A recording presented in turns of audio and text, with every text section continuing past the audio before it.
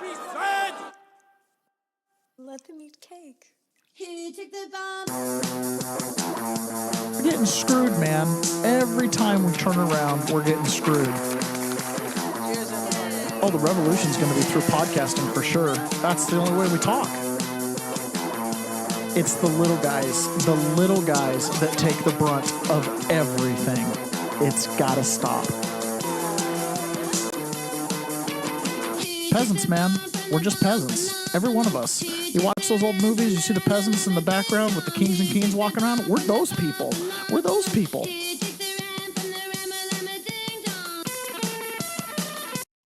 Good morning, peasants. Welcome to another episode of The Peasant's Perspective. I think Ron's laughing at me. I had my face buried in the laptop the whole time, and right as the cue went up, good morning, peasants. How are you guys I was doing? waiting to see what was going to happen. He's like, he might be too deep in thought over there. Yeah, he might be. All right, for Razor, it's a wonderful day in the Boise neighborhood today. Had a late start to meet a totally different group of people going to work. Oh, so are we not going to have you for the whole podcast? Darn. Or maybe we will. I don't know. We'll see. And You're the only one listening this morning. Oh, man. We'll wait just a minute for you guys to pile on in here. We got a good little episode today. We're going to talk a little bit about communism, Ron. Oh, no. Like communism, a little bit about jihad. We've got some good topics today. John Atakis, good morning, and a sunrise emoji. Oh, that's fun. That's very good stuff. Good stuff. So Bitcoin's been kind of flat this week. It's like up, it's down, it's up, it's down. But have you looked at like the 3-month chart? No. Oh, it's pretty good. It's trending up. It's just doing its little. I didn't really have to look. I just kind of knew, looking at the overall, looking at the past trends, knowing about the halving future, knowing about, SEC stuff. And Clarity Act. Yeah. My wife and I were talking yesterday. She's like, what's going to happen with Bitcoin? And it's like, I think every Bitcoiner has these conversations, and I'm happy to be part of the club now, right? And I'm like, well, there's some short-term things. And then she's like, does it feel like gambling? I'm like, this year, yeah, probably a little bit. Long-term, no. I'm like, the real results are when you've held it for 2 or 3 years. That's when it's just like dynamite. Yeah. But anyways, it is kind of interesting. We're strategizing on how to make things happen. It's a lot of fun. Lots of fun out there, you guys. All right, we'll go ahead and get started this morning with the simultaneous sip, but I do need one more second. So you need some sound. Completely, huh? You need some sound. No, I got the sound. So we're good there. I always forget in my little folder of videos here that I don't drag, I open. Forget that every time. All right, I know why you guys show up bright and early every morning. All of 6 of you for Razor, but I had my first auto purchase this week and there was no purchase charge. Ooh, that's slick. That's like awesome. that. I'm so glad to hear my dad there is into Bitcoin. Like, there might be an inheritance. It's going to be awesome. I know. I gave my dad the worst advice ever. What's that? He's like, well, I don't know about this Bitcoin technology. I'm like, yeah, you're probably too old. Don't worry about it. He's the one who should be putting everything into Bitcoin. I know. Sell everything. That's funny. If you're someone who does need a fixed return, Michael Saylor's fund is ETF. It's called Strive, I think it is. And they pay 11% dividends paid bi-weekly. So if you're looking at fixed income assets, I don't know that there's a better asset than that. For anybody that was hoping the stock market to go up 10%. I mean, this is doing better. Well, 10%, and then you have to sell. Right. And so you just get paid the dividend. It's amazing. And you can get your money back. It's an equity fund. So you can just get your money back. It's all tax-free because it's an equity exchange. It's absolutely amazing. Carlitos, good morning, everyone. Going house hunting in Lake Conroe today. The podcast will keep Tiffany and I company on the 90-minute road trip. Ooh, and who knows? We might even keep it to 90 minutes today. We'll see. All right, I know why you guys are here. You're here for the simultaneous sip. And all you need is a cup or a mug or a glass, a tankard, a chalice or stein, a canteen, jug or flask, a vessel of any kind. Fill it with your favorite liquid. I like coffee. And join me now for the unparalleled pleasure of the dopamine hit of the day, the thing that makes everything better, the simultaneous sip. And it starts right now. I have a joke for you. Okay. The government is excellent and uses your tax dollars efficiently. That might be my favorite little clip right there. You just like the laugh. All right. So we've got this little tidbit this morning. So some information on homeschooling, Ron. Yeah. Homeschooling might save the world. This was posted by Senator Mike Lee, and I love it so much as a homeschool family myself. So in the 1970s, there were 13,000 homeschoolers. 1970s, there was about 13,000 homeschoolers. In the 80s, there was 200,000 homeschoolers. The 90s, 850,000. 2000s, 1.5 million. 2010s, 1.7 million. And so far, 4 or 5 years into the 2020s, there's over 5 million homeschoolers, and that number is rising. Ooh, Dang. might save our nation. They're You know, like it's growing interesting. faster than a church I know. Yeah, so it's interesting when I think back at that, right? What was the benefit of public schools, right? Which became pretty ubiquitous in the 1900s, but by the 1950s, you had you had Great Depression, so a lot of families went into survival mode, and any job you could get, you got. Yep. Then we led straight into World War II. Dad gets deployed or is working long hours at a factory, and mom starts working. Remember Rosie the Riveter? Well, a lot of those dads died too. So Yeah, a lot of dads died. Proportionately, I mean, it was a big effect. Let's not downplay the death toll of World War II by Okay. any means. But just in general, the whole world the whole country was employed in the military industrial complex to supply the war effort. And you had the rise of Rosie the Riveter, right? Moms going into factories, filling in for any work that they could do.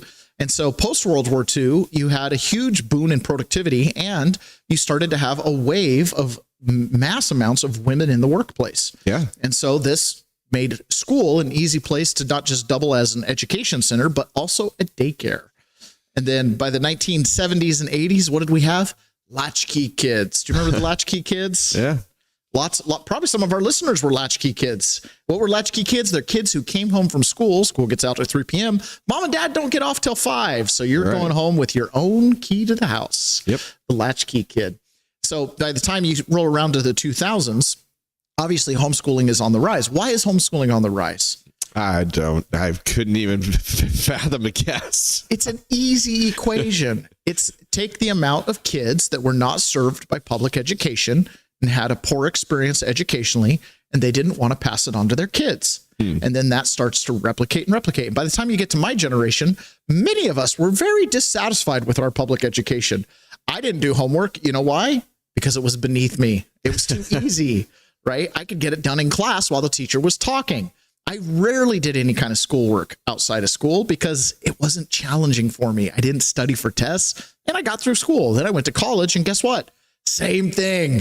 2 years, I got my bachelor's degree. Why? It wasn't that challenging. Now, for some people, school can be very challenging, but for many, it's not. And I found public education to be, for me, pretty much a waste of time. I knew there had to be a better way to do it. So I met my wife, and we decided we were going to homeschool our kids. And we've done it. We've never had our kids in public school. And it's interesting because in our generation group, that is the common thread that pulls all the homeschool parents together. What does the public school offer that we can't offer better and in less time, giving our kids extra time to do other things? And it's been amazing watching my kids grow up, develop certain skills way beyond what they would have the time to do if they were in public school. And my son right now, he's 14, almost 14. And he is taking a Harvard course, Ron. Oh, jeez. He is taking a Harvard biology course of his own choice. He's choosing to take it, and he's making us pay for it so he can get the certificate saying that he completed the college course. He wants to take the tests. He was explaining mitochondria to me yesterday, and I was like, man, I'm a poli-sci guy. I'm having to reach back to my biology 101 college class to understand what he's talking about. Pretty impressive. So homeschoolers really are, there's something different than they were in the past. In the past, there was always this assumption they were either trouble kids that couldn't make it in school, needed real special attention, and they were usually referred to as socially awkward. But what I have found, at least with my family and the kids that they hang around with, that is not really the case. That is not really the case. All right, so that's kind of fun. I thought that was just a neat shout out to homeschool families across the country. If you're interested in homeschooling, there are gajillions of resources for you to do that. So if you're a parent out there, highly recommend it. It can change the future.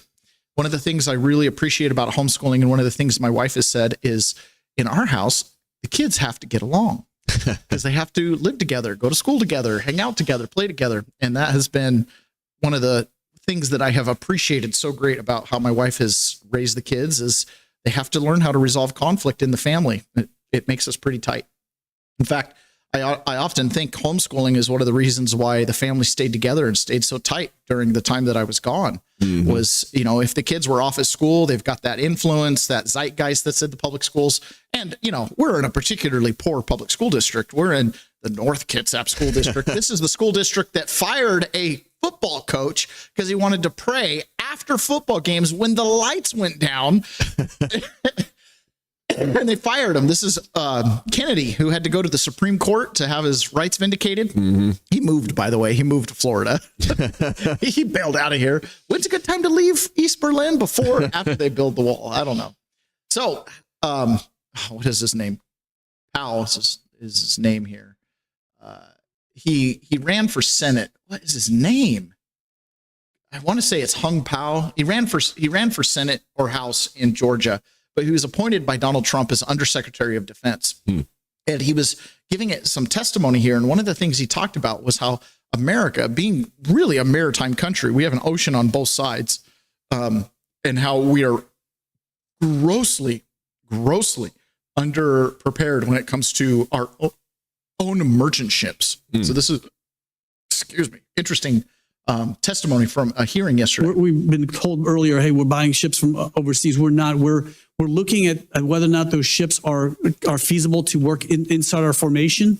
And then what we're doing is having those foreign shipyards investing in the United States. We're going to create 540,000 jobs in order to get where we are right now in order to build ships. That includes pushing the supply chain and getting everything in the United States in order to make this happen, sir. Again, it's not just about warships. We're talking about merchant ships as well. Right now in the United States, there's only 188 flagged commercial U.S. ships and 105 military Sea Level Command ships. We need more than that. In fact, the Chinese right now have 11,000 merchant ships out there, and we are a maritime nation that borders on the Atlantic and Pacific, and we require this in order to thrive as a nation, sir. I think there are so many things that have been neglected about our country over the last so many years. So the United States, there are only 188 U.S. flagged merchant ships and 105 Navy MCS Sea Lift ships. Ron, why would the United States need to flag merchant ships? Well, I mean, we need merchant ships for trade, but 188? Yeah. Is this serious? Yeah. 188 for the whole country? Every one of those ships that comes in out of the Puget Sound is not flagged in the United States. They're flagged in Hong Kong, Singapore. I guess we're just relying on all the other countries to perform the shipping duties. And they make the money. Yeah. What the heck? Isn't that a stunning thing? I'm super stunned. I'm like, geez. I mean, I have seen a lot of Hanjins and a lot of, you know, whatever coming through, but I just never thought about it, I guess. But 188, what? 188 tankers. That's it. Tankers and big cargo ships. Oh. Obviously, there's more than that when it comes to like fishing vessels and stuff like that. But that is a stunning number. 188. We had 400 plus boats in our little teeny fleet of fishing boats up there in Alaska. I mean, they were just fishing boats, though. Yeah. But 188. I mean, that's such a small number.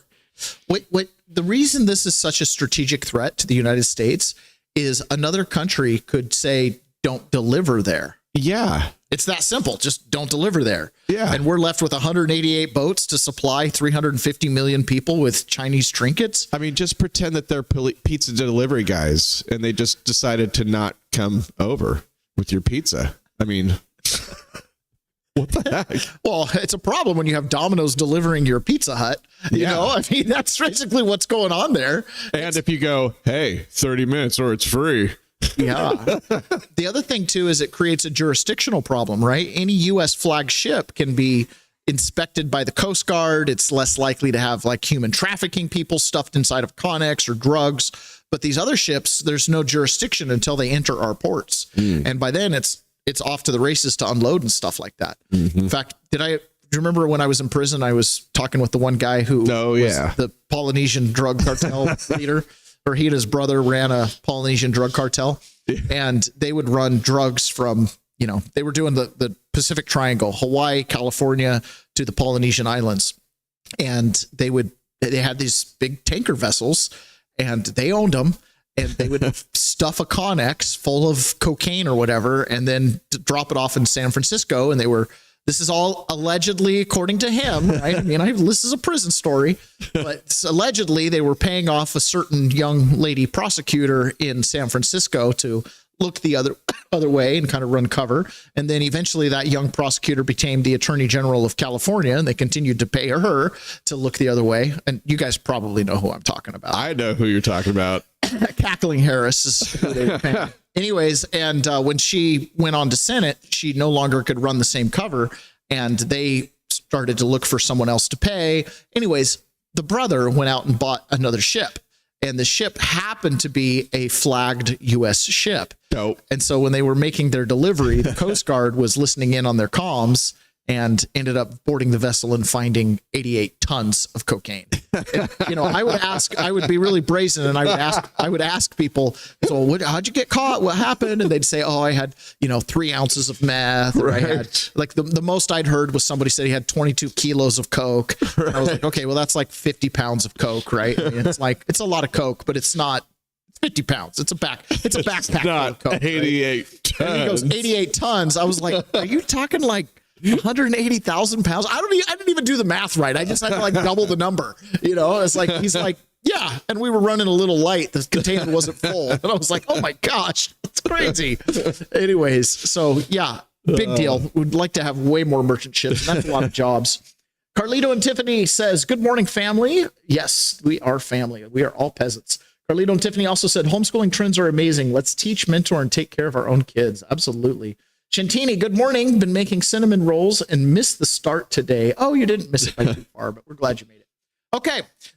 Yesterday, David Gutfeld gave a great little critique on climate change and how all of a sudden they're backing off the climate change narrative. And I want to share this with you. And then I want to talk a little bit about the Hegelian dialectic and how the climate change narrative played into the bigger world agenda that has been leading us for the last 30 years, give or take, and how it's kind of crumbling right before us. After decades of screaming that the planet is 6 minutes away from extinction, the UN-backed climate change panel just rescinded its doomsday predictions. Turns out the so-called model they used for years, which projected massive sea level rises, global crop failures, and rapid melting of glaciers, was about as authentic as Ilhan Omar's marriage. True. But 99% of scientists who once claimed the debate was over changed their minds. And why not? Hell, climate change hasn't even killed Keith Richards. And if you hate polar bears, I got bad news. The only thing endangering them is RFK Jr.'s appetite. So America's fine, except, of course, we're poorer for it. Because we paid for the fake fear by the billions. So where did it go? We can see where most fraud is now, California, Minneapolis, Ohio. But what about this? Who got paid? Was it all the people who told us that by 2025, Miami would be Atlantis, children would bike to school in scuba gear, and Irish people would burst into flames at the beach? Al Gore got rich predicting the earth would become a rotisserie chicken by now. But where is he now? Talk about extinct. The last time I saw him, I had a soul patch. Those were the days. In reality, climate hysteria has been the greatest white-collar scam since Columbia House offered me 12 CDs for a penny. NGOs, consultants, green energy middlemen, carbon credit traders, university departments, activists flying private to save the planet. Everybody got paid. Meanwhile, birds and whales get slaughtered by windmills. Fields are covered in solar panels, and we're forced to use paper straws as limp as my wrist during Pride Month. And our pockets were getting picked throughout. Remember the Inflation Reduction Act, the most misleading name since Magic Johnson. Nothing magical about that. They told us it was about lowering costs and helping families and fighting inflation when it was really about funneling billions into a massive scam. And no surprise, it caused inflation to shoot up like Nikki Sixx in a backstage porta potty. What a surprise. The thing that Democrats named to fix a problem made the problem worse. And when it was too late to do anything about it, old Joe admitted the con. I'm proud to announce that my investments, that through my investments, the most significant climate change law ever. And by the way, it is a $369 billion bill. It's called the, we should have named it what it was. Yeah. You should have.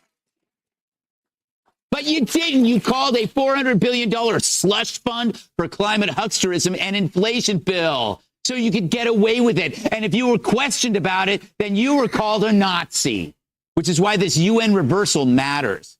Because it was never about morality. It was about money. They used fear of an imaginary problem to take your money and control everything in your life. Your gas stove, pickup truck, burger. Ever notice how the things they targeted the most are things uniquely American? I'm surprised I didn't make the list. Meanwhile, they had kids so scared that young people who started out looking like this suddenly started looking like this.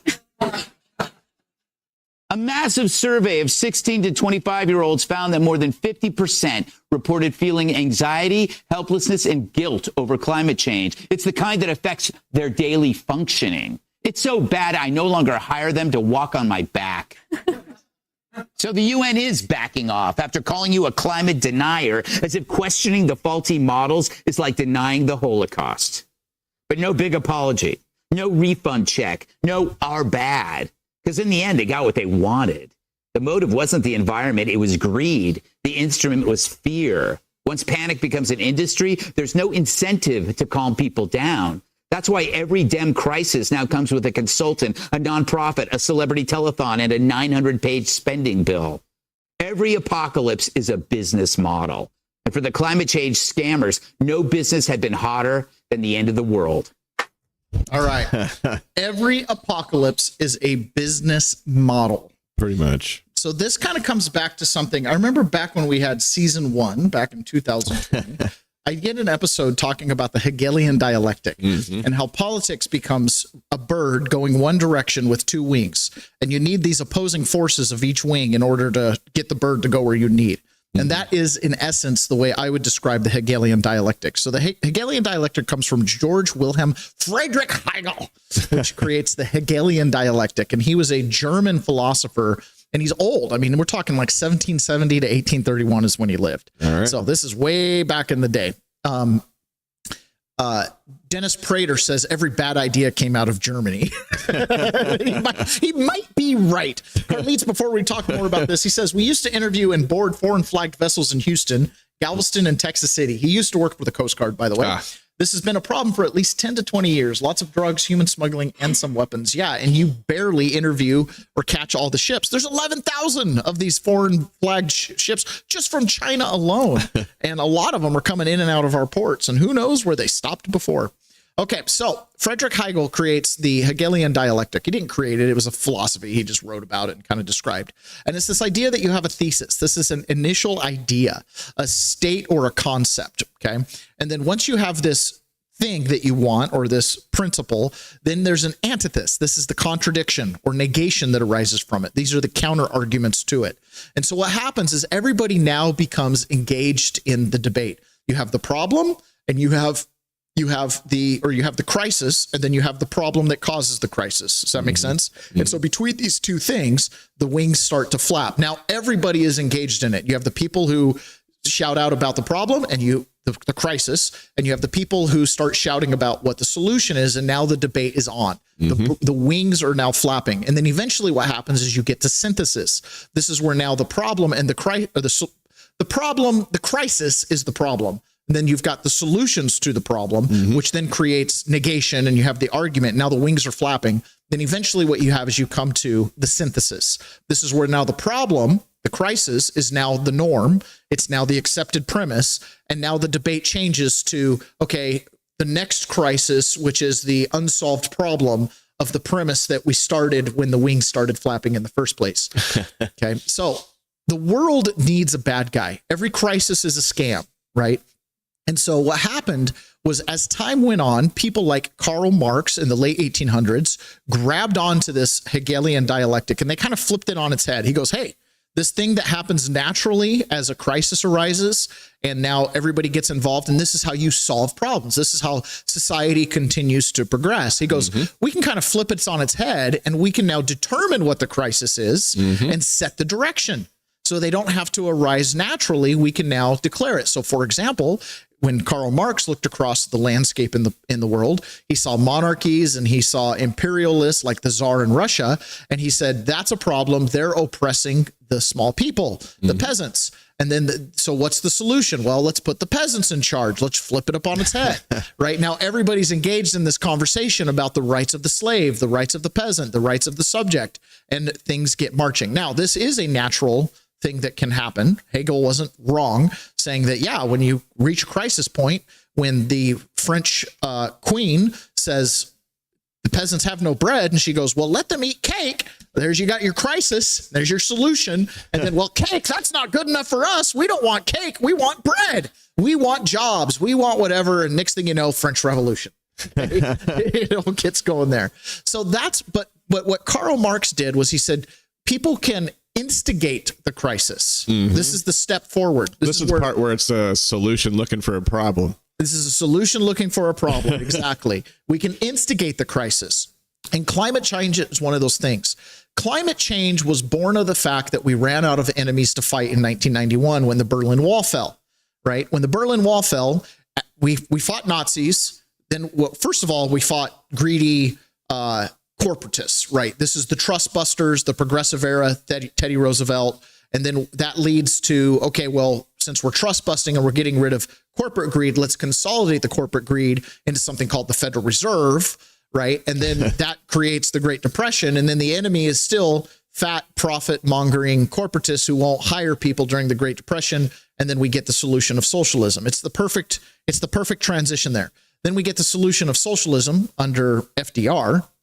And we end up having half of the country or more employed by Great New Deal acts and things like that, which creates dependency on the socialist system. And then we energize that entire system to go fight the Nazis, which is just a competing form of socialism. Okay. It's a competing form of socialism. And so we go fight the Nazis, we defeat the Nazis, discover the nuclear weapon, and realize we're on top. So who becomes the big bad guy at this point? The next greatest power, which is Russia, right? And once Russia gets a nuclear weapon, now we're in detente. We eventually lead to the 80s where we have ABC, which is anything but communist. And we start supporting all kinds of dictatorships around the world, as long as they're not communist. But eventually the communists are defeated with remnants left in China and Cuba. At that point, a new world order is born, but you need an enemy. You need an enemy.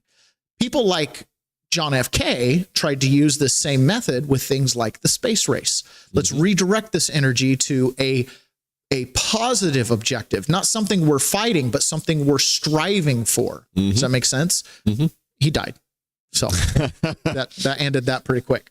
So in the 1990s, we developed a new enemy, and this had been brewing since the 1960s and 1970s.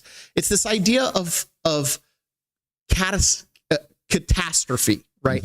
Climate change, whether it was climate warming or global cooling, things like running out of oil. And then by using what oil we do have, we're destroying the planet. This became this big bag boogeyman that the whole world could fight against. And so then you start to arise with, just as you develops, you have the antithesis. You have, well, maybe the climate's not changing. Thank you for talking about it.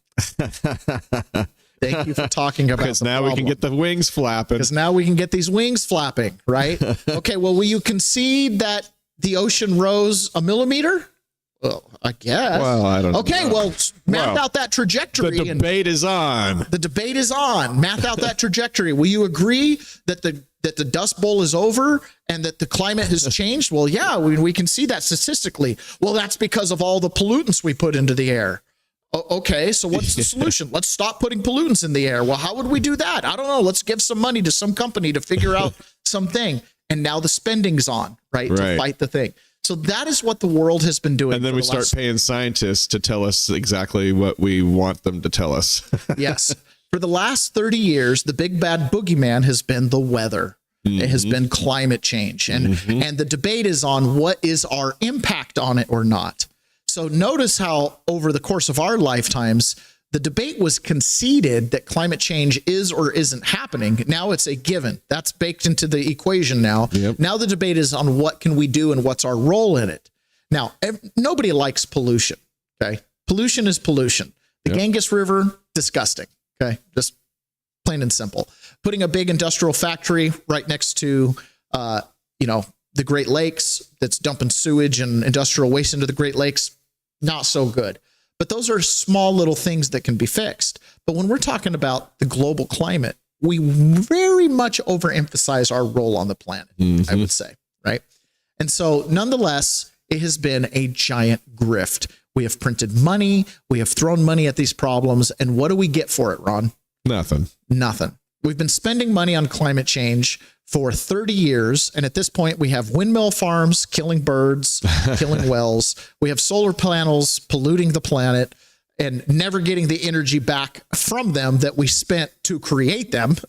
We still got Florida. The sea levels didn't come up. Yeah, it's CBS News in 1995 said by 2025, Miami would be underwater. Turns out she's not, right? And so that is the Hegelian dialectic that we get all talking about one single problem, and then they can move the issue forward. Another thing that the Hegelian dialectic has led to on a more local level is even small cities and states and small governments have been hyper-focused on things like healthcare, right? Healthcare has been a big thing. We got to take care of everybody. We got to take care of everybody. Well, the entire idea of being a citizen of a nation state is you're a member of a team and you pay into that team in order to get benefits. You work for the team, you pay taxes, right? You have certain duties and obligations as a citizen. And in return, there's some type of social safety net offered, national security and stuff like that. But what's been happening is that conversation about the back and forth, what you owe to your nation to get back from your nation. Remember, JFK tried to flip this. Ask not what your country can do for you, but what you can do for your country. He tried to redirect how we were thinking about this, that we're all playing on a team rather than that these kings owe you something. Right. That's the way the Democrats want to position it to the little guys. We owe you something. Whereas the more conservative side goes, no, we owe the nation something, because of our common shared blessing and benefit of living here and the safety and the jobs and the economy we create, et cetera, et cetera. Well, also because people that came before us paid it forward for real. I mean, they paid with their lives. Yeah. And passed their fortunes forward, really. Yeah. And we have consistently instituted programs that think in the moment, right? We've become, what is it? Elon Musk tweeted out a book. It was like the Death by Empathy or something like that. I can't remember what it was. It was basically talking about how your virtue gets weaponized against you. Your empathy gets weaponized against you. And one of the things along with this bigger conversation of the Hegelian dialectic is this idea that in an abundant country, everybody should be able to be provided with healthcare. Yeah. Ron, I don't disagree with the premise necessarily. I think healthcare should be available. I think the free market makes it available. I think if I pay into the system, that the system will provide affordable healthcare and possibly even a safe social safety net for when we fall on genuine hard times and we're in the process of picking ourselves up by the bootstrap again. However, because of the money involved and because of the weaponized empathy, those benefits have been extended to people that haven't paid into the system and owe no allegiance to the system. They become total freeloaders. And unfortunately, what that creates is a worldwide magnet for people whose nations don't offer those same benefits to come here and reap the rewards without doing the time, without paying into the system. So in Nashville, they've got this crisis brewing because they have a fairly sizable population of people that are on government assistance and government services.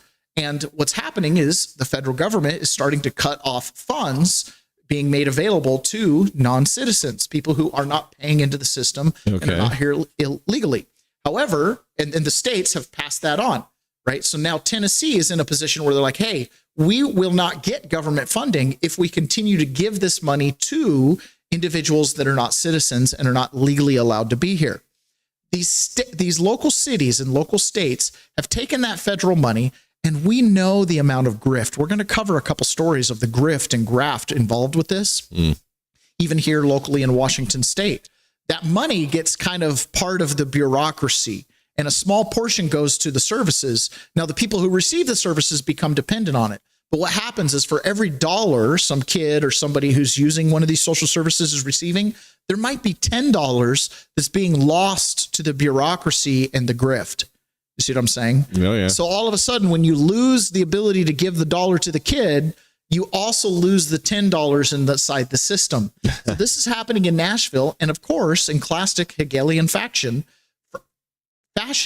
they're trying to create a crisis out of this to try to create another twist of things to try to push back and offer these benefits to illegals. It's a huge threat to life for kids with significant disabilities, for families that can't afford to support their kids. Last fall, Metro's Board of Health for Nashville and Davidson County says they received a notice from the Tennessee Department of Health saying they would need to verify the citizenship status of everyone enrolled in a public benefit program. That includes Children's Special Services, or CSS, which provides access to care for children with physical disabilities from birth to 21 years of age. The process for disenrolling kids 18 to 21 has begun.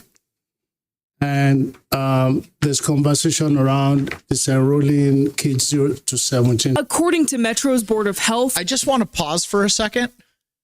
The guy that's dishing out the money that's part of this. Did you notice anything about? I noticed something. Is that Creole? What is that? Is that like? I was having a hard time understanding it. Is that Southern Florida? Where's that accent from? Is that a Murica accent, or is that a second language? This English is my second language accent. That's very what it interesting, was. isn't it? Very interesting. adult applicants who can't verify their status would be disenrolled by May 29th.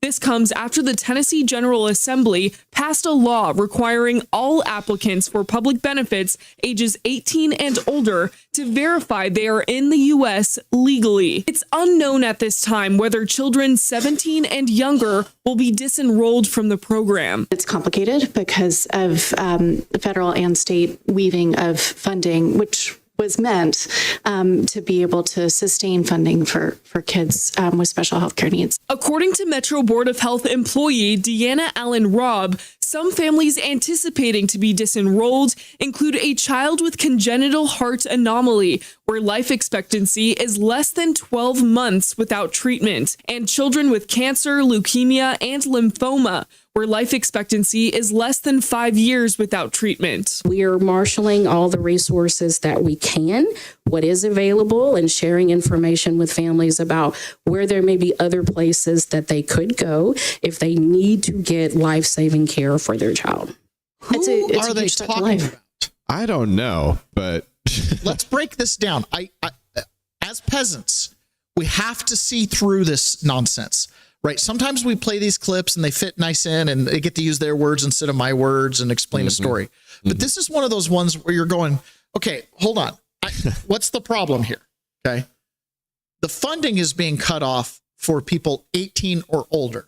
That's the part where I was like, hold on, what? So there's no lack of funding for people 18 and under. So the system in the state of Tennessee and the federal government is still allowing money to go to minors that may or may not be here illegally. Okay. So that's the way it's being written. So obviously, if you're 18 or older, you can't apply for these funds where you could before. Okay. So, which is mind blowing. So, but they're over here going, we're advising people on where they can get services. They're tying in a story about kids and the potential for them not to get funding. But that's not the problem that's happening here. So this last lady, this black lady saying, well, we're advising people on who are you advising? Yeah. If it's American citizen, this doesn't even affect you. Right. Business as usual. So your constituency, the people that NGO that she represents, is advising is who? Adults that shouldn't be here. Adults over. Yeah. But yet this story was focusing on what? Kids. Well, that's because that's where the hooks are. That's the hook. That's the crisis. Do you see your river and how it's so dirty? That's because of climate change. Do you see how we had a super hot summer this summer and it was a drought? That's because of that factory. Mm-hmm. Do you see how those kids have services?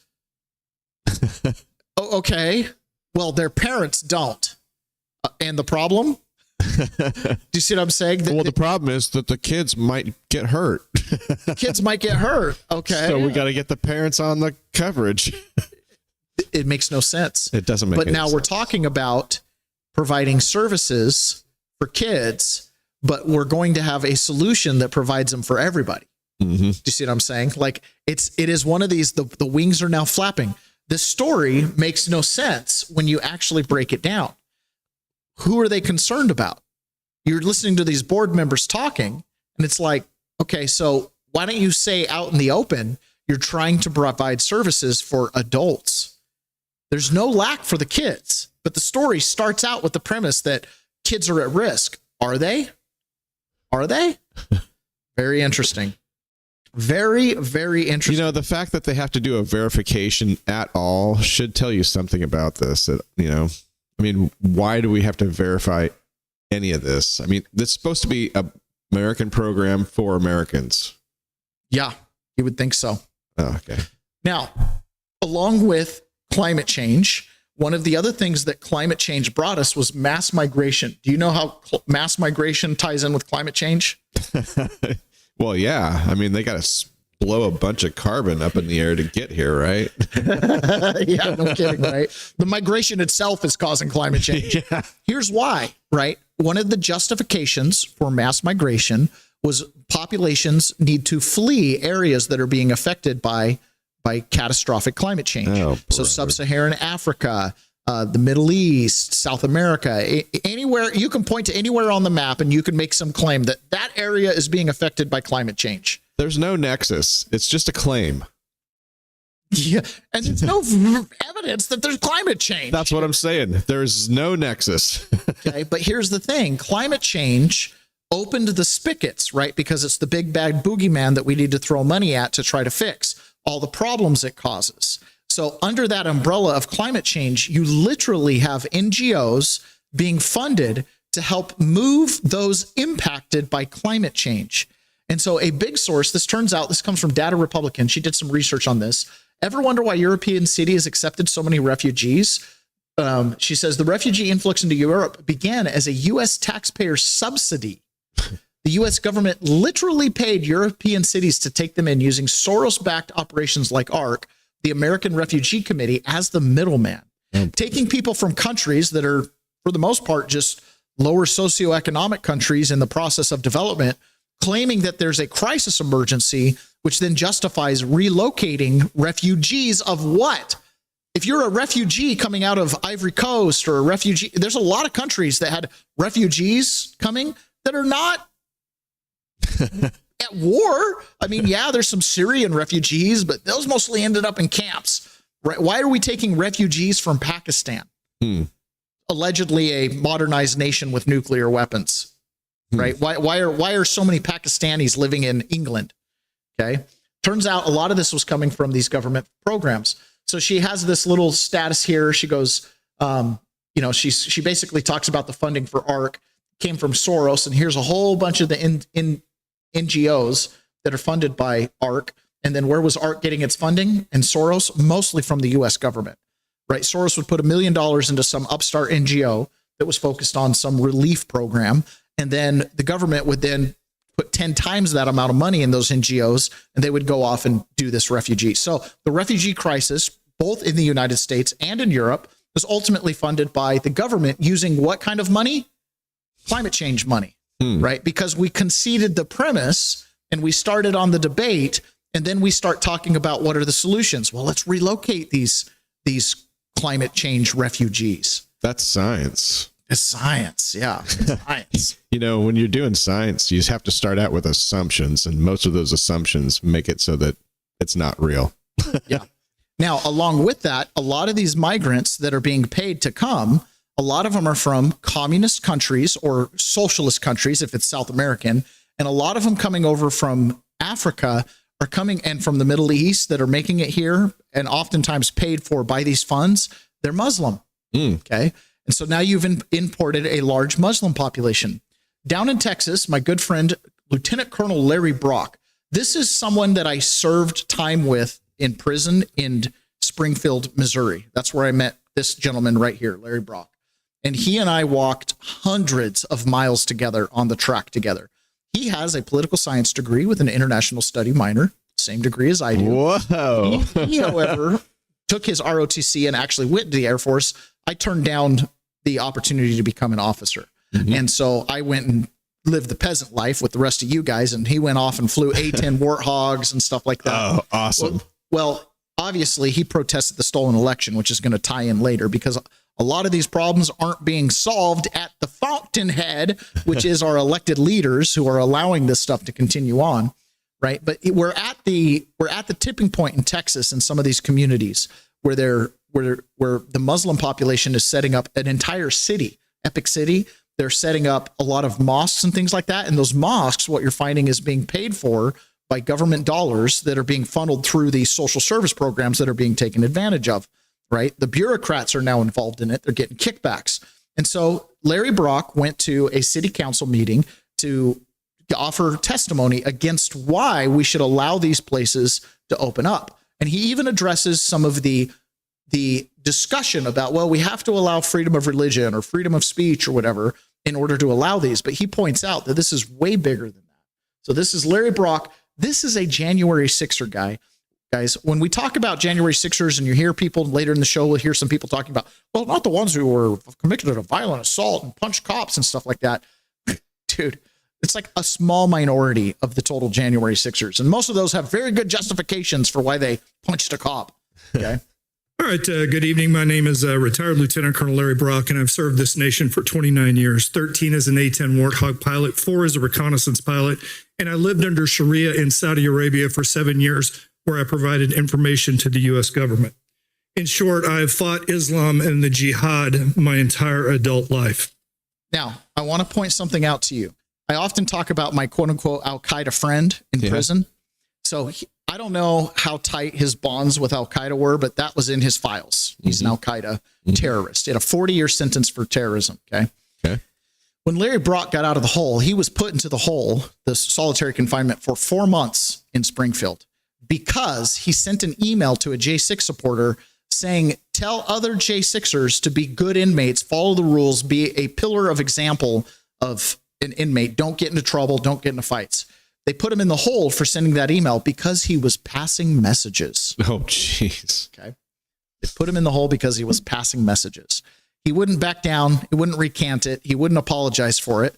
So they stayed in the hole. And when he finally got out after 4 months of being in solitary confinement, they bunked him on the same bunk bed with an Al-Qaeda terrorist, a guy who spent his whole life fighting and killing Al-Qaeda.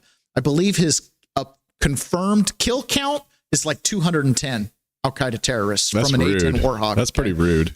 Yeah, pretty rude. He considered it attempted murder. Okay?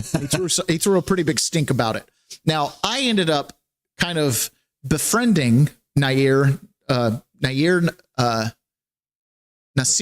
What was his first name? It'll come to me later. Anyways, I ended up kind of befriending him, started playing trivia with him. And I don't know that he was so much a threat to Larry Brock's life, but clearly the Bureau of Prisons was trying to set something up. No doubt about it. You would never house those two different races together, let alone on the same bunk. So, I've studied military history extensively.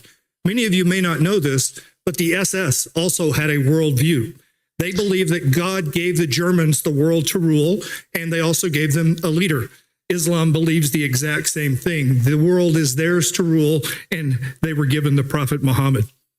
During World War II, we would not have allowed the SS to build a recruiting center and its supply and weapons depot, nor should we allow Islam to build the same here in the United States. How do I know they will do it? I've seen it too many times in my time in Iraq and Afghanistan. Now, I fully understand that many of you believe that this building of a mosque is protected by the First Amendment. I believe if you approve this mosque, you're putting yourself, the council, and the city at risk of violating 18 U.S.C. 2339A and 2339B by aiding and abetting a terrorist organization and providing them material support. Just this past weekend, we learned that Mark Hill, a mayoral candidate, is backed by Faisal Syed, who is a leader of the terrorist organization CARE. Are you absolutely certain that no financial money came to purchase this land or involved in the construction of this mosque came from CARE or the Muslim Brotherhood, which our governor has designated as terrorist organizations? Even if you were certain, I would ask all of you to consider whether you want your wives and daughters to be forced to wear burqas. If you want your daughters subject to Muslim grooming and rape gangs, this is the fruit of Islam. This is the result of putting mosques in Christian cities. Are you willing to stand up to this political hostile ideology and say to them, there is a price we will not pay. There is a point beyond which you must not go. Great forces are on the move here.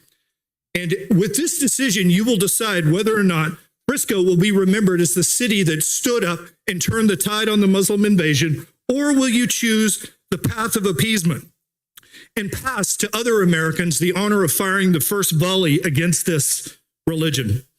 Now, I truly want, and I believe you do as well, to see this issue solved with ballots and not bullets. You must vote down this mosque. This is a vote that will define your time on this city council.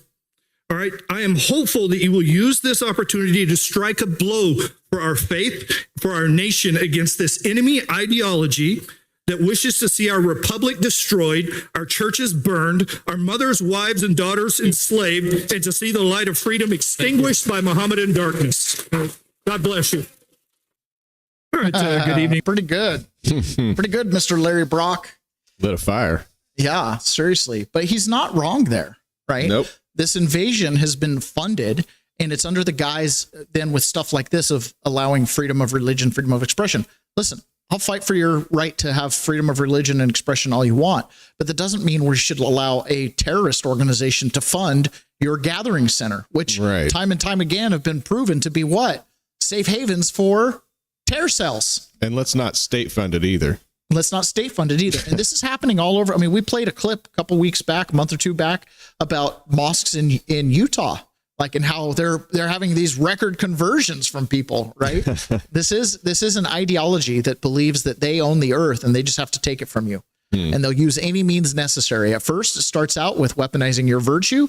Then it starts out with being a little bit of a bully, like what you're seeing over in Britain. You know, they coalesce around themselves. You've got grooming games. They pay off the politicians. They scare the politicians into protecting Next thing them. you know, it's gang rape and throwing gay guys off roofs. And next thing you know, they're running the city of London. Next thing you know, they're running the city of New York. And, you know, away we go. It's that red-green alliance, right?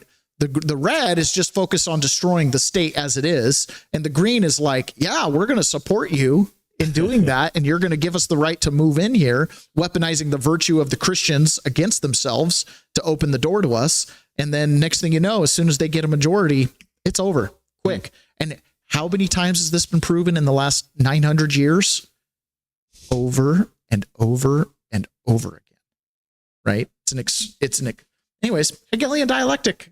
Right? Hegelian dialectic. Cause the problem, cause the crisis, emphasize the crisis, and then we debate over the solutions, but eventually we're moving towards the direction of fixing the crisis because we all concede the premise.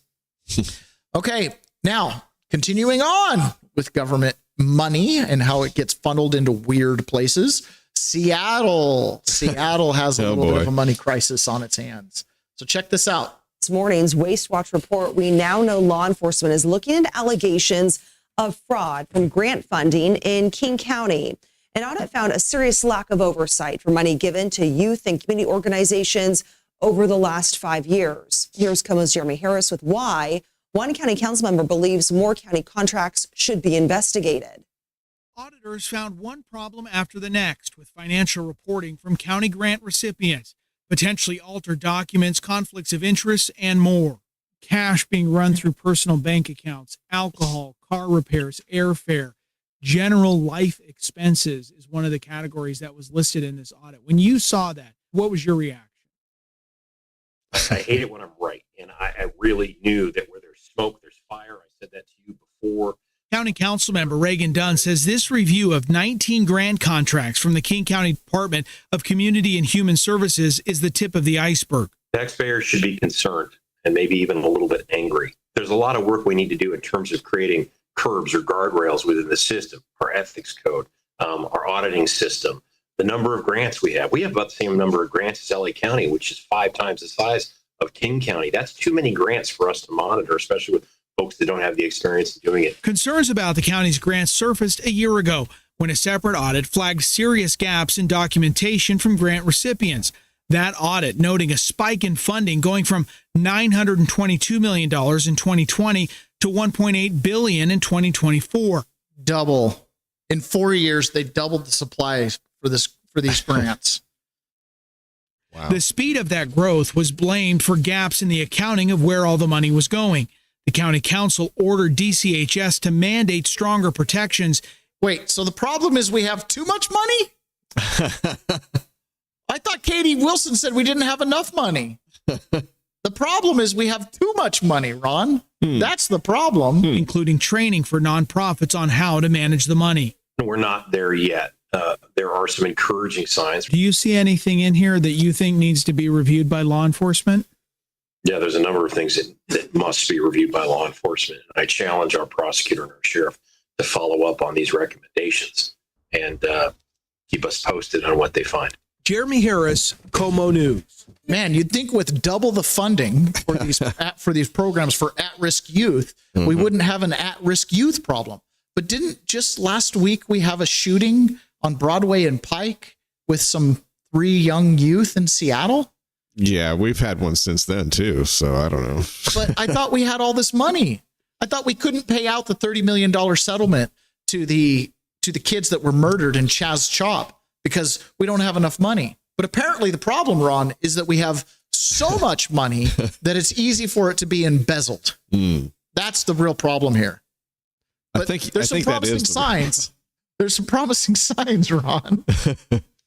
Oh my goodness. So we just throw money at all these problems, and then we're surprised when we have a problem with how much money we've thrown at these problems. You've got so much money to throw at climate change. We're surprised when George Soros uses it to relocate people around the world and cause domestic strife. Really? Really? Now, it gets even worse. Oh, no. Because here's the mayor of Seattle, who this week directed officers not to arrest open-air drug users. Okay. Now, we had a mayor who wouldn't arrest open-air drug users. Then we had a mayor who was like, okay, you can't use drugs in open-air areas. You have to go to these tiny houses that we're going to give you for housing under the guise of housing the homeless, and you can use the drugs in there. And we saw the clips of that. Well, now those tiny houses are all full, and so we've got drug users spilling out back onto the streets. So instead of arresting them or do anything about them because it's, against the law to use heroin, we're now just going to say, nah, don't arrest them. Pony Boy says, good morning. Was at my daughter's elementary graduation. Good morning. Glad you made it. Okay. So here's Mayor Wilson. I had the honor of being noticed by the President of the United States, who called me a very, very liberal / communist mayor.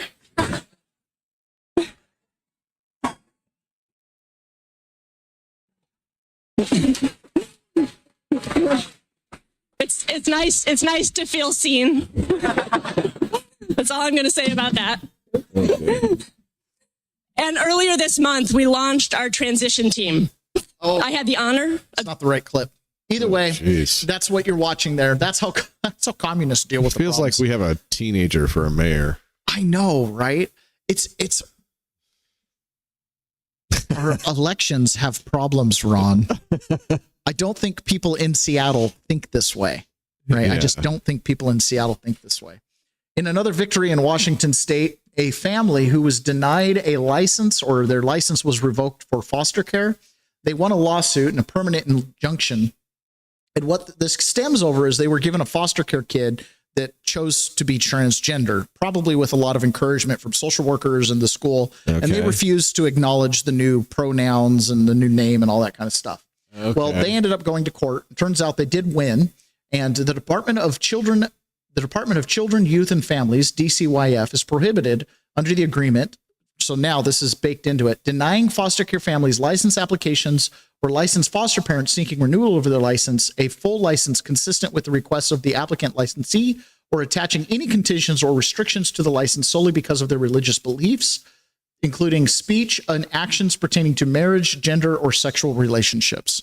So the parents that are in my opinion, the best parents out there, the ones with a strong moral foundation, are not going to be denied licenses. I think this is really important because if you leave the pool of foster parents, frankly, with a bunch of degenerates or people with loose moral standards, you don't provide structure for these kids who are already had all the structure in their world fall apart. They've got trust issues. They've got abandonment issues. They've got post-traumatic stress disorders, traumas, right? You want them in a household that has a strong foundation, has good boundaries and things like that. So when the state comes in and goes, no, you can't have those boundaries, then what you're going to be left with is a pool of a bunch of degenerates. And you're going to have a rise of all kinds of other issues that come with degeneracy and young kids that are not their own being put in their households. So this is a big win.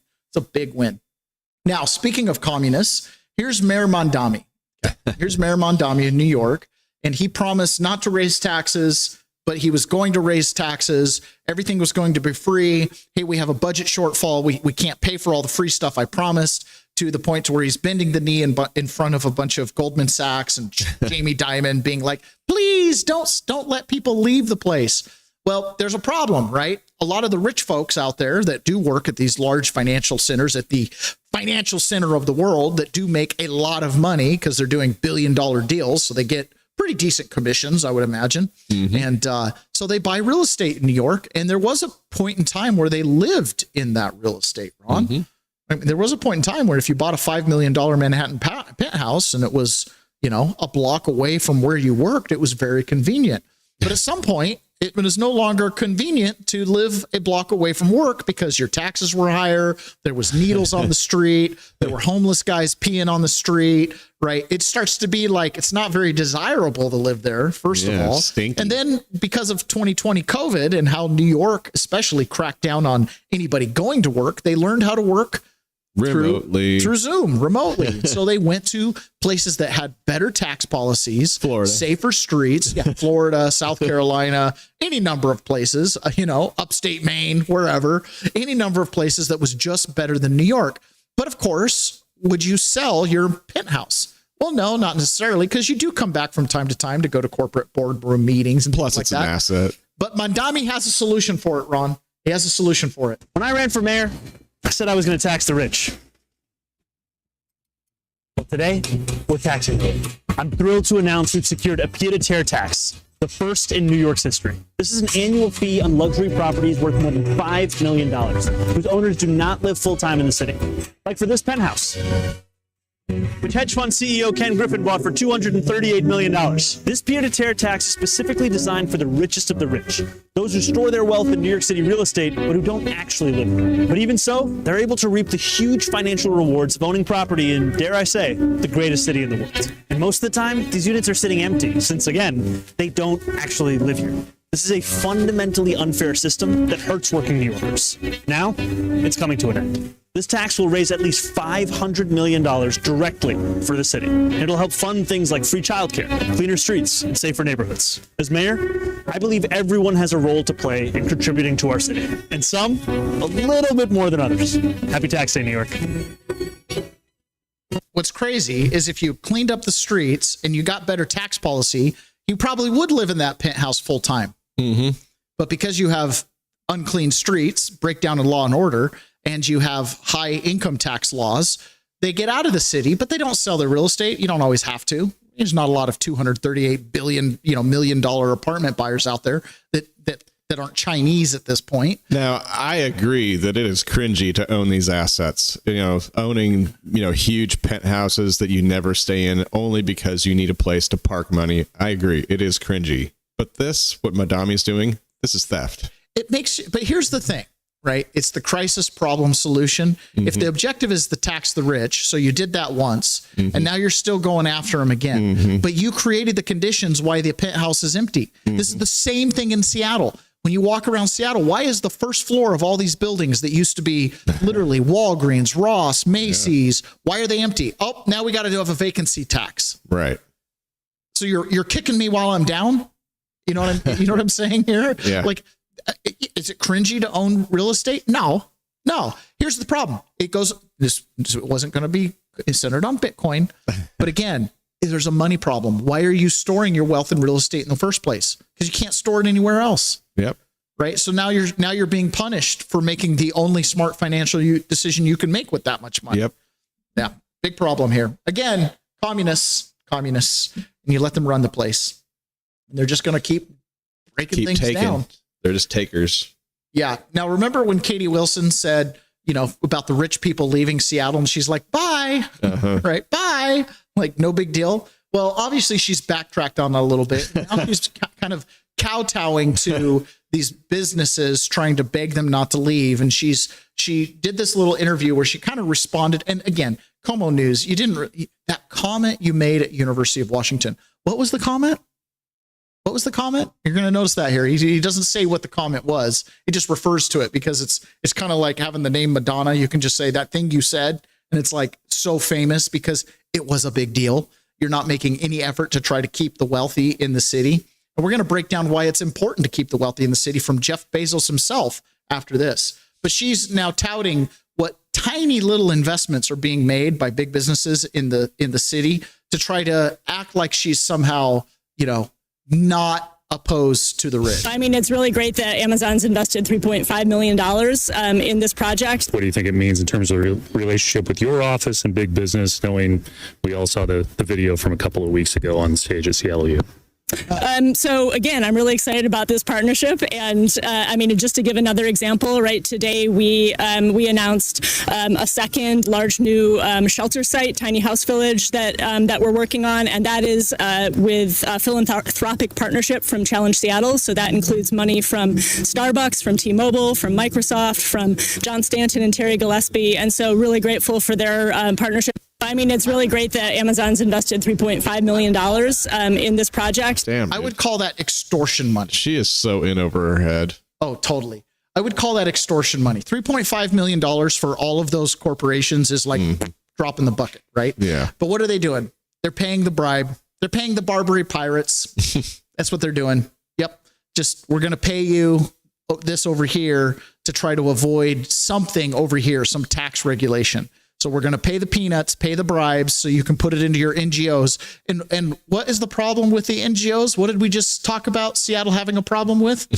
Missing monies. Mm-hmm. So the problem is you have too much money and you're not allocating it correctly, but you're still taking money from the rich and putting it over there where it's, for the most part, unaccountable. Mm-hmm.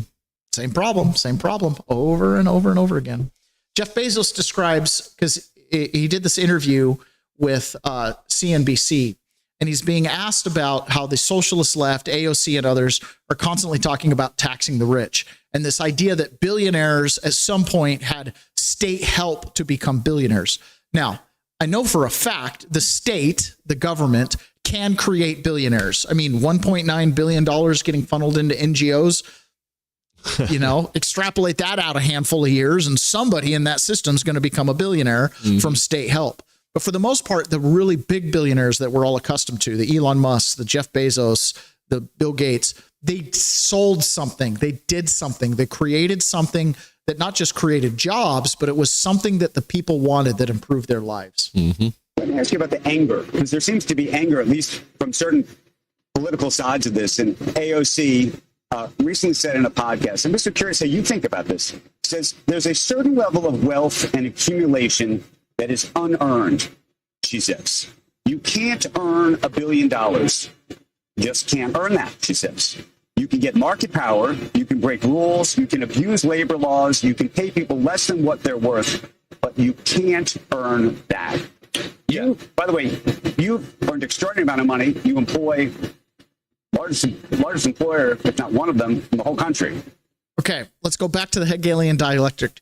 You can't earn $1 billion. You can manipulate markets. You can get, whatever stipends. You can abuse the workforce, but you cannot earn $1 billion. Well, you can't earn it at minimum wage, but which all AOC ever had, right? Or Katie Wilson ever had. There's no concept of earning money. Their whole life is taking from the rich through exchanging your labor. When you go work at a job, you're building someone else's dream. Okay. So that's fine. That's totally fine. I think you should, have a fair exchange of your labor, but ultimately you're in charge of bartering for that labor price. If you refuse to build someone else's dream, unless they pay you X, because it contributes to whatever you want in life, then you have that market choice. So if labor's a problem, then what happens? How does the government intervene? Because they're getting all that money from the rich, right? The rich pay more in taxes than anybody else. You start getting illegal immigrants. And then what happens? Well, now we have to take care of them. So now let's print more money. It just becomes kind of a compounding problem. When your perspective is the rich can't become billionaires on their own without some type of corruption involved. When you read that, what do you think? Well, it's not correct on its face. Let me give you a simple example. Let's say you start a burger joint and you have 10 employees and you make a little bit of money, right? So you have this one outlet. And by the way, these are the most delicious burgers in the world. People love your burgers, Andrew. And so then you open a second outlet, right? And now you're making a little bit more money and you have 20 employees and you open a third outlet. By the time you've opened 1,000 outlets, you are a billionaire, right? And by the way, this is a real life story. It happens all the time. It's In-N-Out Burger. It's, Raising Cane's Chicken. At what point did that money all of a sudden become unethical? Or it didn't. There was one outlet, and then there were two, and then there were three. What you're doing, the way you make $1 billion or $100 million or $10 million or anything, is you create a service that people love. And if millions of people choose your service, you're going to end up with $1 billion. Right. And you can, just try it with a chicken franchise. Do you think, though, but your chicken has to be good? But once you've become $1 billion, then the crisis is the fact that you must have exploited your labor. Every single person who went and filled out a job application and voluntarily agreed to work for whatever wage you were offering. That was exploitive. Why? They didn't have to fill out the job application.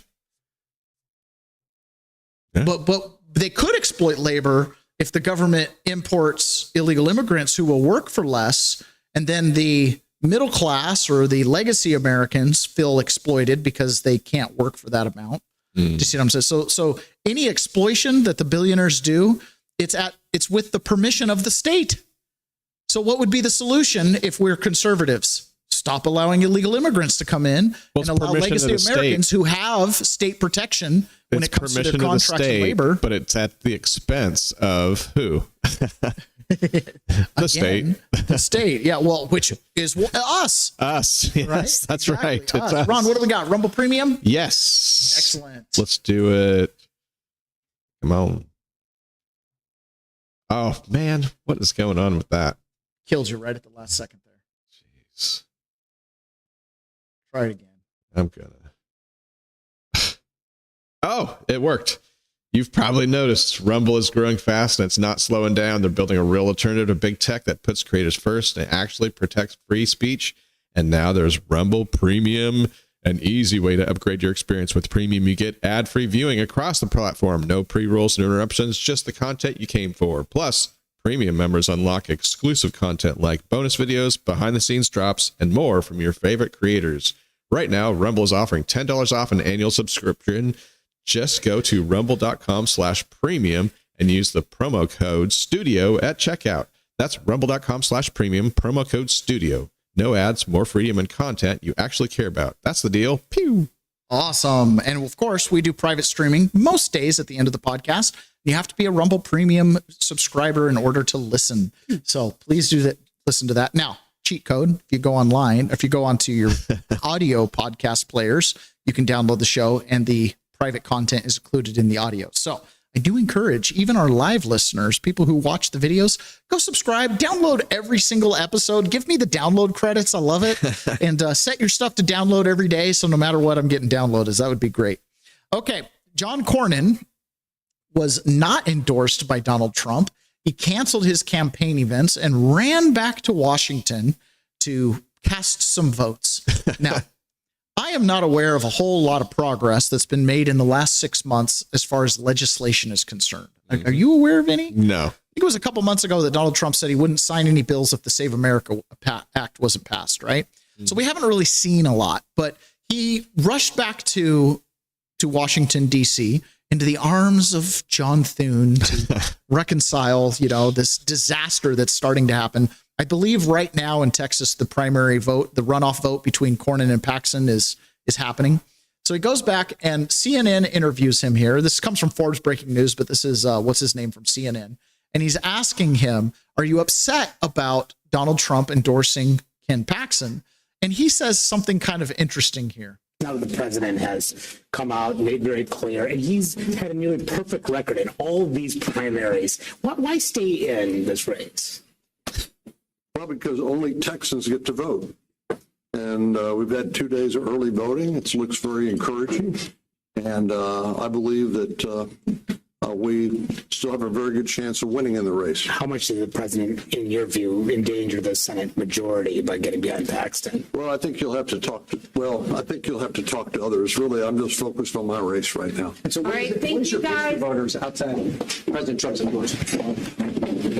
Look at all everything we've been doing for the last 6 months. What? Look at everything we've been doing the last 6 months. Nothing. What? Have we been doing this show for 6 months? Easy. Has Cornyn done anything significant at all? Has the Senate done anything significant? None of them have done anything. Not pass Trump's agenda? None of them have done anything. I guess we've gotten some judges through. I mean, look at everything we've been doing the last 6 months. Cornyn, we've looked at everything you've been doing the last 18 years. We're not very satisfied with this. Gavin Newsom was being asked about this redistricting fight. And it's interesting to me, anytime you hear some of these Democrats talk, it's just ultimate projection. Or they say the exact thing they mean. Okay. So this is one of those cases where it's both. There's projection when he talks about the Republicans, but he's also saying exactly what he means, right? This is the quiet part out loud. We have agency. We have a responsibility. It's just like the issue of redistricting. We could have decided to write an op-ed. We could have decided, hold hands, have a candlelight vigil, win the argument. These guys are ruthless on the other side. That's the projection. Trump's not screwing around, and nor can we. Yeah, it's uncomfortable fighting fire with fire. Yes, we all want the better angels. Yes, we want the Sorkin sound and music, a little West Wing. I do. But we'll lose our country. We will lose our country. We have agency. We have a responsibility. These people are ruthless. Trump's not playing around. Notice how it's the Center for American Progress. Anytime you see that word progress, you can oftentimes interpret Hegelian dialectic and Marxism, right? In the name of progress, that becomes the thing. So, undercover video. This is from 2024. This is Joe Caldwell, and his title was Director of Operations for the Coalition for the People's Agenda in Georgia. We're going to listen to the first couple minutes of this, where he talks about the voter fraud in Georgia in 2020. He was eyewitness to some of this. He was a ballot harvester on undercover video here.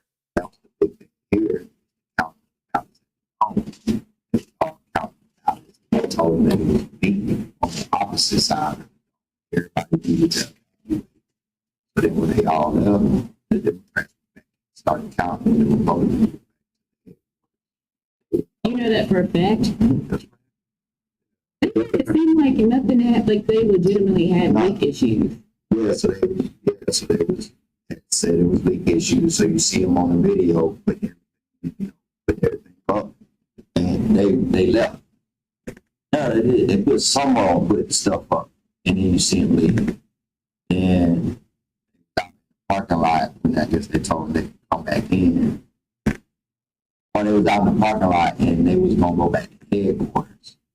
And so the Republicans, the Republican watchers, they all left. So after they left, the Democrats started counting. So that's the videotape. You see them when they were walking back in, pulling the shit out from underneath the tables. And during that hour, and the other thing, the part that when they were counting, I think during that hour, that stretch of that, it was only like less than 100 votes was counted for Trump. And statistically, you're downtown, there's going to be more than 100 Trump. That's what happened about. Okay. So he says when they were counting in the dome, they had a water leak. They sent everybody out. They started putting stuff away.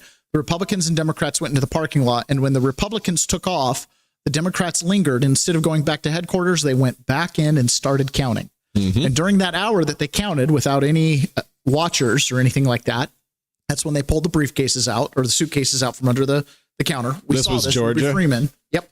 Yeah, we've played video of that. Yep. They counted the ballots. You see her literally taking it out of the tray and putting it back on top and counting again, out of the tray, putting it back on top and counting again. And in that hour, there were only like 100 votes cast for Donald Trump. And he's like, it was downtown. There was more than 100 votes for Trump. This is one of the guys just admitting it. 2020, that's when the ballots starts. Then he goes on this when they started stuffing the ballots and people stuffing the ballots. And they got videotape. They got videotape of them. Nobody talks about it. That's why Trump been making that big deal about it. You see it on videotape. It's like you see the man pull up, put 100 ballots in his box. You pay this shit. Who's just paying people to do just that? So ballots just paying people to do that. Drop ballots, ballots, go around to collect ballots, drop. Like absentee ballots, drop them all. Collect absentee ballots, drop. How did that even work? Where, okay, so if we're paying someone, I'm not trying to do this, trust me. But. All right. Who's ruthless, Ron? Who's ruthless? They should have written an op-ed. I wish they would have written an op-ed. Republicans resorted to writing op-eds, but the Democrats, they just went in and did it. And here's how it worked out in Arizona. Okay. It show up on the December 4th. Arizona. And again, the fraud is legion. Ballot stuffing, double counting ballots when you're running them through the machines, machine fraud, voter roll fraud, which creates a larger universe of ballots, mail-in ballots, ballot harvesting. It's legion. Every element of how this election in 2020 went down was fraudulent. They've got every angle covered. I mean, can you even think of another new way that you could inject some more fraud? How? I mean, they've got every spot covered. Every spot covered. When you're willing to give away your vote for $3, they can buy a lot of votes. Or a cigarette. Yeah, there's a couple cigarettes. Exactly. So here was the Cyber Ninja analysis that was at the symposium down in Arizona. Okay. So, or they had the Cyber Ninja audit where they got to actually go through the ballots. Now they were limited from doing a lot of things that could have definitively proven the fraud. And you'll notice here, even in this hearing where they're trying to flesh out all the issues, the representative says, we're not alleging any fraud here. Okay. So the premise that they had working on was fair, safe, good election. We're just trying to figure out some of these anomalies. Okay. And in the name of trying to literally justify the anomalies, they came up with a blank. So we have also seen some interesting things related to the voter rolls.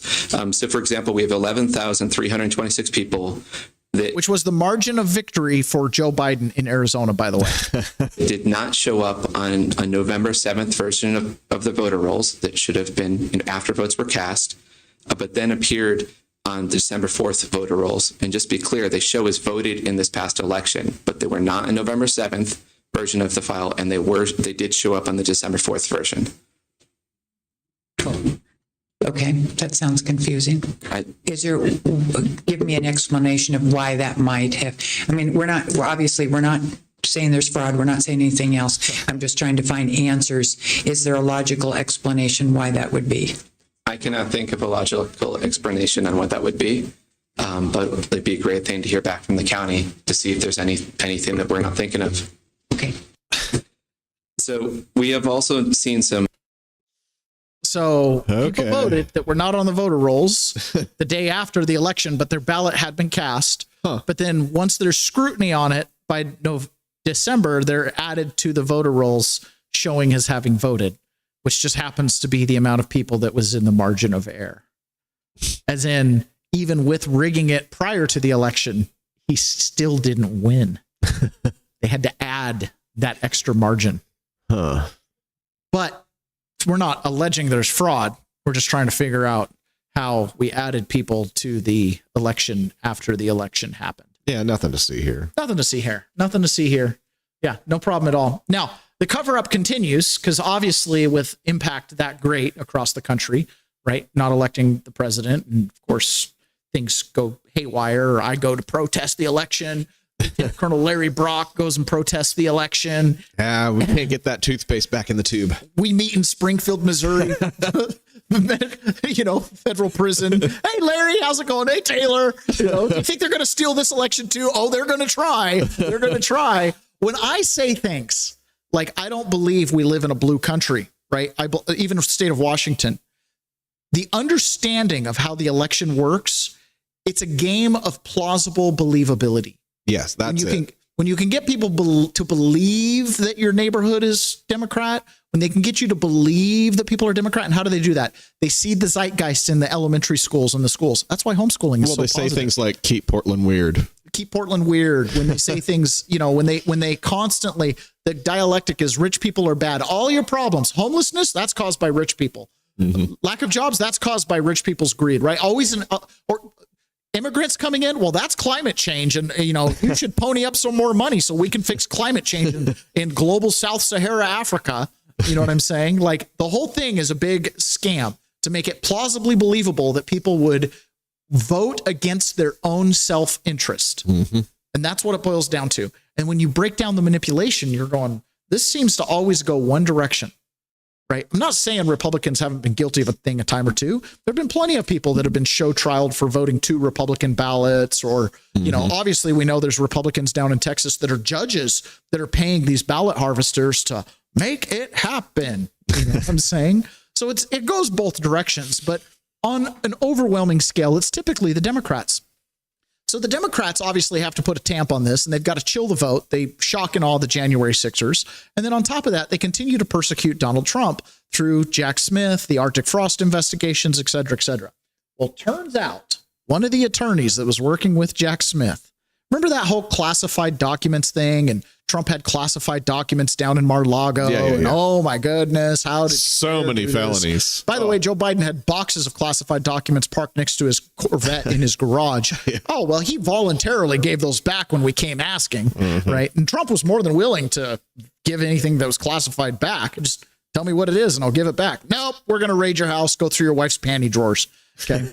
So one of those attorneys that worked on that case, the Mar-a-Lago raid, turns out. Remember the raid on Mar-a-Lago? Well, this prosecutor was in support of that case. She helped Jack Smith bring those charges. She herself was charged Wednesday for allegedly illegally emailing herself a copy of the classified report that Jack Smith wrote, the report that a judge said could not be released to the public. She disguised the material, I'm not making this up, as cake recipes, and then tried to move them to her private email address, but the Justice Department's tech team discovered it. And now the indicted prosecutor, Carmen Mercedes Lineberger, who was a managing assistant U.S. attorney for the Fort Pierce branch of the Miami U.S. Attorney's Office, faces multiple felony counts. She's been charged with 2 counts of theft of government money or property, the destruction, alteration, or falsification of records in a federal investigation, and concealing, removing, or mutilating public records. She pleaded not guilty. This is the sort of case that brings accountability to a deep state that sometimes feels it could do what it wants, that it treats the American people's product as their own, tries to take it as their own. Remember, not that long ago, John Bolton, the former national security advisor, was similarly charged for trying to move classified information to his private email. This is another example of that. Seldom do we see a prosecutor prosecuted themselves, but today we see that. Now, the department, in announcing these charges, said that in separate instances in late 25, Lineberger altered the electronic file names of government records that she received in her official capacity to conceal her unauthorized electronic transmission of the records to her personal email accounts. In other words, she moved in a personal. She stole the reports, put them to someplace where she was not allowed to do. We'll have more of that over at justthenews.com. Wow. Are we surprised? No. No, not at all. Not even a bit. The obstructionists turns out the obstructionists. The people who come after you for classified documents themselves don't respect classified documents. Mm-hmm. So she took Jack Smith's second report, which Eileen Cannon sealed because it was a bogus report. And he wasn't sworn in as a prosecutor. Like, everything was wrong with that case. The material, the planting of evidence in Mar-a-Lago, like that came out in that case, the planting of evidence. So the evidence they planted then made its way into this report to do what? Damage to Donald Trump and potentially indict him. And so what did she do? In 2025, not 2023, not 2024 before Joe Biden lost, in 2025, she still worked at the DOJ.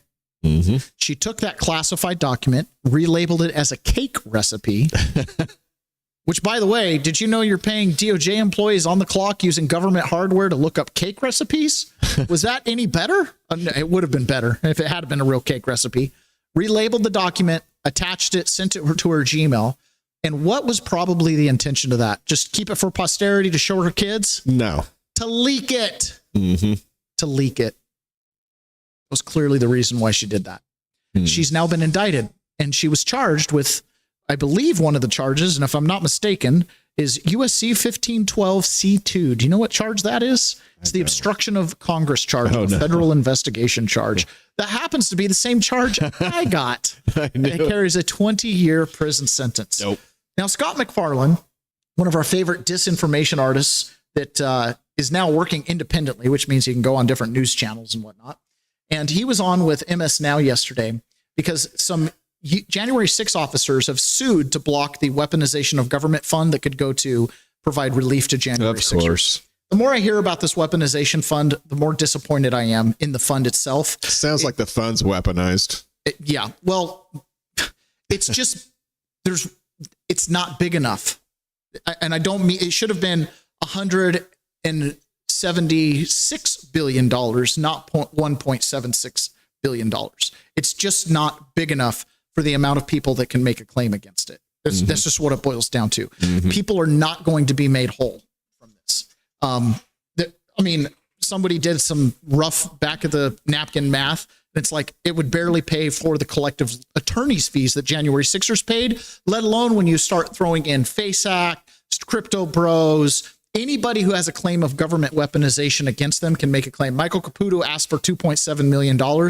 Now, Michael Caputo never went to prison. His life was absolutely turned upside down. Lawfare to the nines. Same thing every January 6th defendant felt, but a lot of January 6th defendants spent significant amount of time in prison. Mm-hmm. I lost 14 months of my life of straight up incarceration and 4 years of my life with a thumb pushing me down. You guys lost 4 years of a beautiful podcast that could have grown to hundreds of thousands of listeners. Yeah. Right.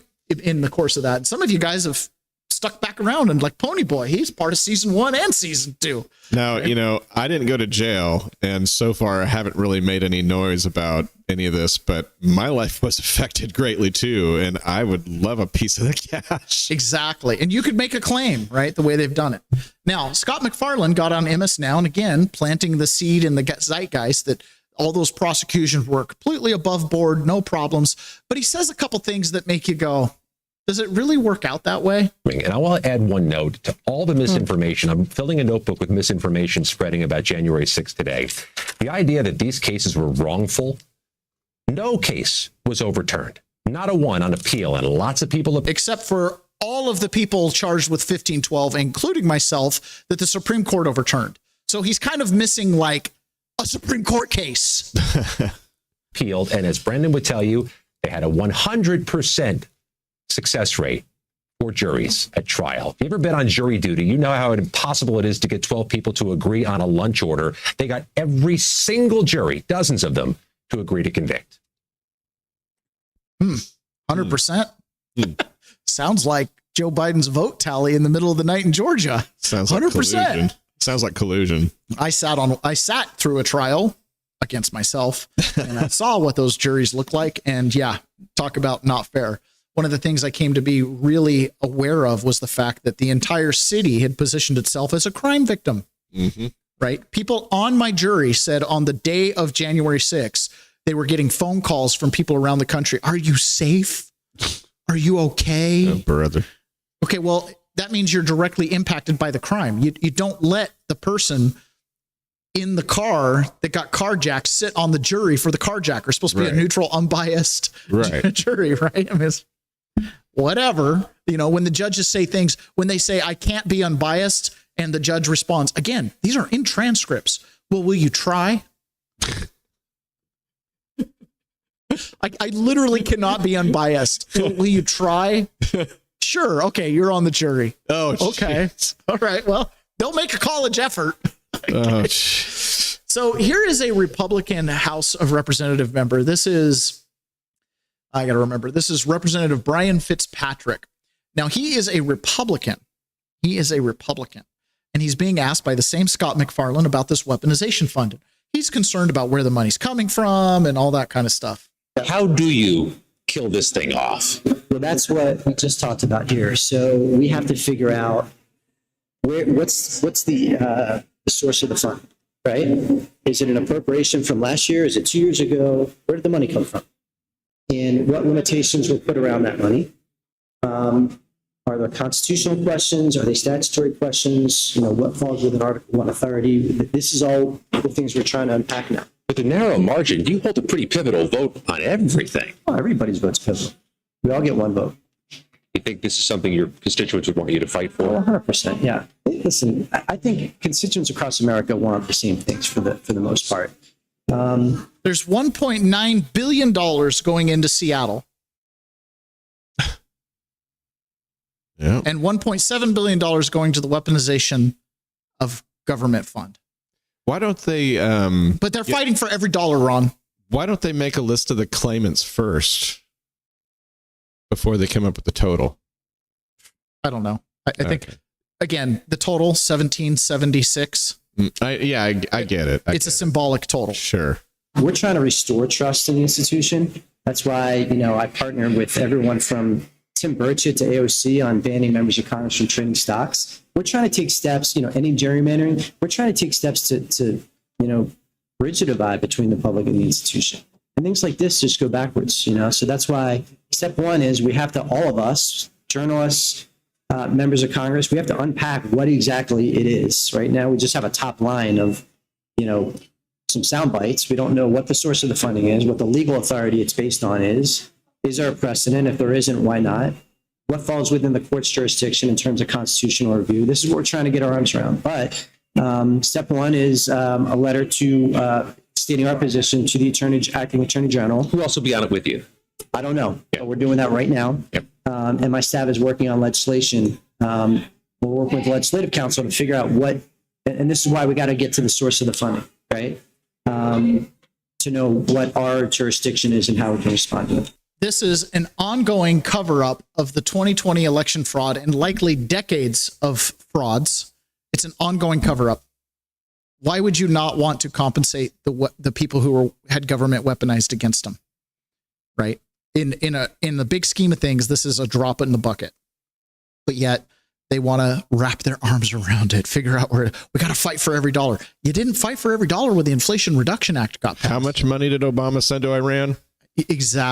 More than this. That was $100 billion, right? In total funds and $1 billion in cash. I mean, I'll take a cash payout. Yeah. Likely it'll be, you know, a settlement minus attorney fees, minus taxes. And, you know, at the end of the day, it'll still be on a pallet. Yeah. I mean, the Republicans are in on this, right? What has the Senate been doing the last 6 months? Mm-hmm. Nothing. Mm-hmm. If they wanted to fix the elections, they'd pass the Save of America Act yesterday, but they don't. There's an ongoing dialectic happening here that's leading us to worse and worse waters.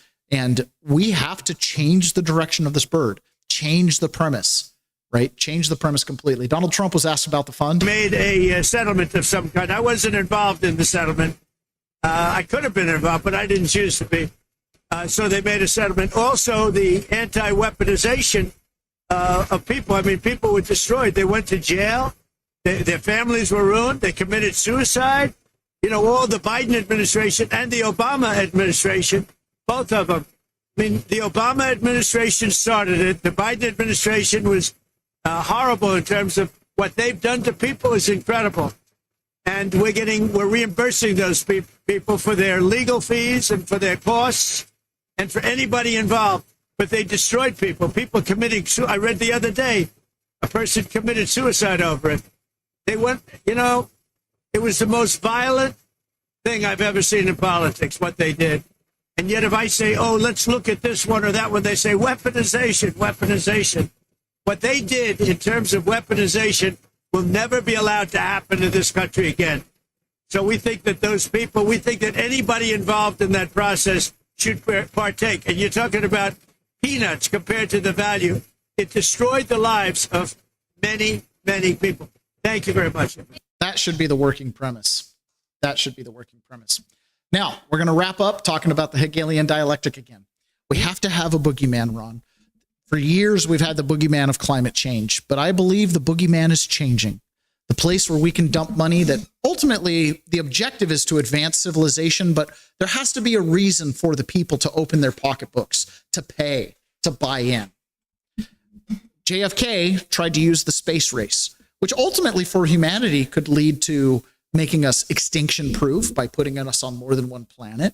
It could harvest resources in outer space so we don't deplete the resources on our planet. I mean, who Can cares lead to about new it? technology. Who cares about a freaking comet? You know what I mean? If you're using gold and silver in electronics, getting it from an asteroid would make it a lot cheaper than getting it from, you know, grandma's jewelry box.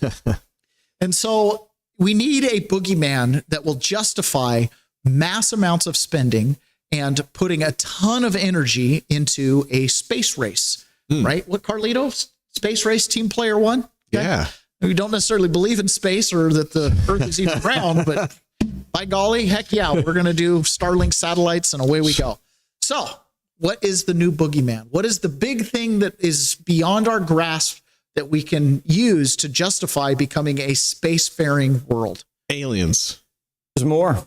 We just got our hands on new UFO docs. The Disclosure Foundation's FOIA'd the NSA for 300 new pages. We're still digging through them, but some of this stuff's shocking.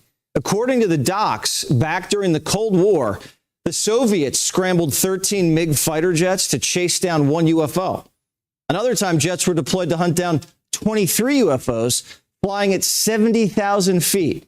So when the Soviet Union fell, and they literally couldn't pay the door guards anymore at the KGB and the Kremlin and stuff like that, people went in and grabbed all these files. You can go online and you can look at the Soviet Union's files on everything they had. I mean, it's just all out there. They're spying on. I mean, we know more about our government from the Soviet Union's files than we've ever had released from our own government. Okay. But they had an immense amount of information on UFOs, aliens, and stuff like that. And I have perused through a lot of these documents. This is 4 or 5 years ago. They have an immense amount of data. The amount of stuff that our government has given to us is a tiny fraction of the stuff you can go get in the old KGB files. Oh, it's full disclosure, Taylor. Full disclosure. Yeah. The Russians probably thought we were coming to bomb them. Was it an American spy plane, a balloon, an alien? We don't know. Every time we get more... They didn't, because the Russian documents clearly said, this isn't the U.S. This is a big, big problem. That is not their technology. We're spying on them. We know everything they got. They don't got that. Files, we have more questions like, where are the little green men? Where's the alien?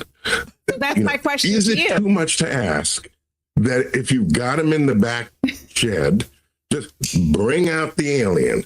Then we would all transition from asking one another, do you believe in aliens, to, well, yeah, of course, the alien's there. Steven Spielberg's waiting for a callback. He made half his career off aliens, but they never stopped by. I've made all these movies where I've kind of played an ambassadorial role. They've never shown themselves to me. Why is that? It's so unfair. We all grew up watching his movies. Back then, it felt like science fiction, but now, not so much. When I made Close Encounters, for me, it was a story that I thought, wouldn't it be great when this movie comes out? Wouldn't it be great if people like this movie, they come out and they see Close Encounters? And wouldn't it be great if this someday could all come true? Congress wants answers, too. House Republicans think private contractors know something we don't. One congressman just sent a letter to MIT demanding a classified video called Flying Saucer Talk from the 50s. The first batch of the files dropped a few weeks ago. The Department of War says more are coming soon. Not sure what the holdup is. It's not like Pete's been busy with anything. But we're just scratching the surface. These files have been buried for decades, and the deep state doesn't want them out. But they're coming, and we're hearing they're pretty big. But I think they're taking it so serious that we're gonna get to more tranches of more meaningful evidence, and I think eventually we'll get to that thing that moment that we've all only seen in movies, where like a sitting president steps to a microphone and tells the world we're not alone in the universe. And therefore, we must invest in more rocket technology. I'm just saying, the Hegelian dialectic, it can be used for good and bad. And maybe we should be becoming a spacefaring people. We'll see. But I see that as the thing that we can't resolve, right? It's bigger than us. Climate change, same kind of thing. And so you're going to activate the economy and things like that. It's going to become an outlet for fiat money. Speaking of fiat money and the solution to it, we've talked about this pretty extensively. And is Bitcoin and cryptocurrencies becoming the new financial system? Clarity Act is on its way. Cynthia Lummis gives us an update. Senator Cynthia Lummis is co-sponsoring the bill, and she agrees nobody is popping the champagne quite yet. There's no time for a victory lap because there's still a lot of work to do. It's going to take at least 3 weeks and maybe more. I would love to have this bill on the floor in June. That's probably pretty optimistic. And bottom line here, we're weeks away from a real Senate vote. And even if it does pass, these rules take 18 months to actually kick in. Senator Cynthia Lummis. Great. So it's the accumulation time. That's the way I see it. Now, we had a pretty big news yesterday, and we're going to jump over into a private after we hear about this. But huge news out of Florida yesterday. The Southern District of Florida, United States District Court, advising that Raul Castro will face count 1, conspiracy to kill U.S. nationals, facing a maximum term of imprisonment of life imprisonment.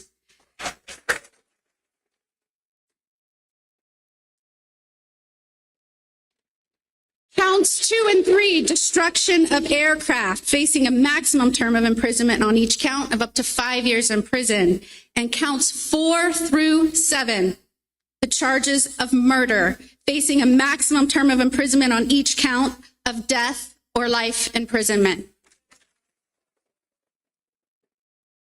God bless you. God bless this great free state of Florida and our United States of America. So, Raul Castro, brother of Fidel Castro, has been indicted on murder. Okay. And Donald Trump has talked about Cuba. And now that Iran, I don't know, is it settling down? I mean, it's day by day over there. Cuba's next. And when we jump over into private, we're going to get a full breakdown from Jesse Waters about how we're positioned to do something outside of Cuba. The Nimitz is currently parked off the coast of Cuba. We have a lot of people there. CIA there. We have Marco is there. Marco's parents, as you know, were from Cuba. So we have a lot of expertise in Cuba. And it's not going to be like the biggest thing we've ever done, but I will tell you, to a lot of people, it's going to be one of the most important. They've been looking for this moment for 65 years. So we'll see what happens. But we're going to, in the meantime, we're going to have to help them out. They have no way of living. They have no food. They have no electricity. They have no energy at all. But they do have great people. There are a lot of great people. I mean, I have so many Cuban friends in Miami, mostly in Miami and Florida, and they're unbelievable people. They're unbelievable entrepreneurs, and they'd like to go back. I think hopefully they're going to want to live here, but they want to go back. Maybe they'll invest. We'll see what happens. But sounds like things are changing down there. Carlite says, I'm curious to see how they blast past the firmament, but Space Place Team Player Run is present and accounted for. Absolutely. All right. So we're going to jump over to private, and we're going to hear from Jesse Waters breaking down the current events going on outside of Cuba and in Cuba and how things are about to change big time. So we'll talk to you there in just a moment.